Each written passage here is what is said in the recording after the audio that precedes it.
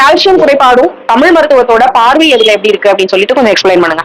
தமிழ் மருத்துவம் எப்படி இந்த கால்சியம் டிஃபிஷியன்சியை பாக்குது அப்படின்னு பாத்தீங்கன்னா, எந்த நோயா இருந்தாலும் அயமும் சுண்ணமா சேர்த்துக்கோன்னு சொல்லிட்டு ஒரு பழமொழி மாதிரி சொல்லுவாரு என்னோட குரு. அது பாத்தீங்கன்னா ரொம்ப உண்மைதான் போல இருக்கு. ஃபார் எக்ஸாம்பிள் இது தெரிஞ்சுதான் என்னவோ முன்னோர்கள் வந்து இந்த வெத்தலை பாக்கு போடுற பழக்கத்துல வந்து கால்சியம் வந்து டெய்லி சேர்த்து வந்திருக்காங்க. கிளிஞ்சல் சுண்ணாம நான் ஃபர்ஸ்டே சொல்லியிருந்தேன். ஸோ மேபி அவங்களுக்கு தெரிஞ்சிருக்கலாம். அதே மாதிரி சில மருந்துகள் பண்ணும்போது அது கூட கால்சியம் வர்ப்பமோ இந்த அயச்செந்தூரம் அயகாந்த செந்தூரம்லாம் சேர்த்து கொடுப்பாங்க. அது வந்து கண்டிப்பா நம்ம கால்சியம் டெபிஷியன்சியும் அயன் டெபிஷியன்சியும் வந்து ஈடுபடுறதுக்கு ரொம்ப உதவியா இருக்கும். நான் ஆல்ரெடி சொன்ன மாதிரி பல பற்பங்கள் இருக்கு. சங்கு பற்பம், முத்து பற்பம், பழக்கரை பற்பம், முத்து சிப்பி, அந்த முத்து மேல இருக்க ஓடு வந்து பற்பம் பண்ணி கொடுப்பாங்க. ஸோ இதெல்லாம் பாத்தீங்கன்னா வந்து நிறையவே கால்சியம் சத்து இருக்கு. இதெல்லாம் நமக்கு ஈஸியா வந்து நம்ம பாடியில அப்சர்வ் பண்ணிக்கக்கூடிய கால்சியம்.